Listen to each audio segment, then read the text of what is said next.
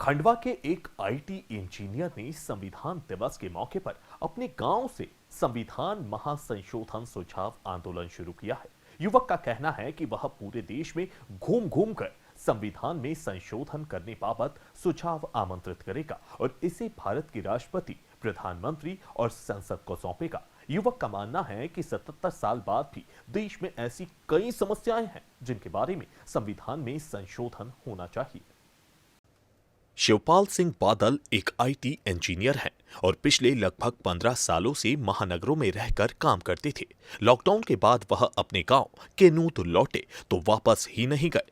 अपने आसपास के ग्रामीण क्षेत्रों में घूमकर युवक ने ऐसी कई समस्याएं देखी जिसका कानूनी हल या तो नहीं था या बहुत पेचीदगी पूर्ण था। यही बात उसके दिमाग में खटकी और उसने संविधान में संशोधन करने के सुझाव आमंत्रित करने का आंदोलन शुरू करने की सोची।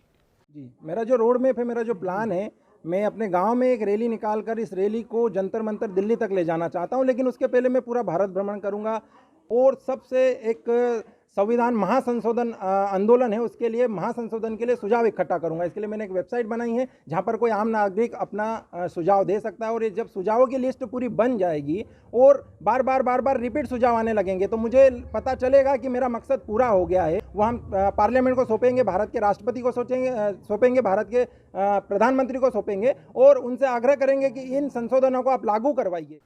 इस आईटी इंजीनियर का मानना है कि देश में अभी तक मात्र 104 संविधान संशोधन हुए हैं और वर्तमान परिस्थितियों में ऐसी कई समस्याएं हैं जिनका न तो कानून में और न ही संविधान में कोई हल है। ऐसी समस्याओं के बारे में ही वह संविधान में संशोधन चाहते हैं जिससे देश पूरी रफ्तार के साथ आगे बढ़ सके। युवक का कहना है कि पिछले समय में जो संशोधन हुए हैं, यदि उसी गति से देश चलता रहा तो आगामी 50 सालों में भी हम दुनिया के साथ अपनी रफ्तार नहीं बना पाएंगे।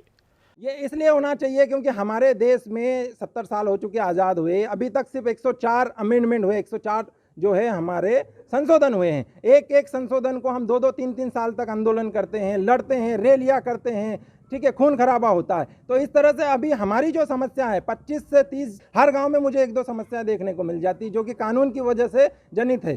तो इस तरह से पूरी जो 1500 समस्याएं हैं तो क्या हमें 200 साल लग जाएंगे देश को विकास करने में। उनका मानना है कि आरक्षण आर्थिक आधार पर किया जाए जिससे देश में जातिगत भेदभाव समाप्त किया जा सके। ब्यूरो रिपोर्ट, डीजीआमा न्यूज।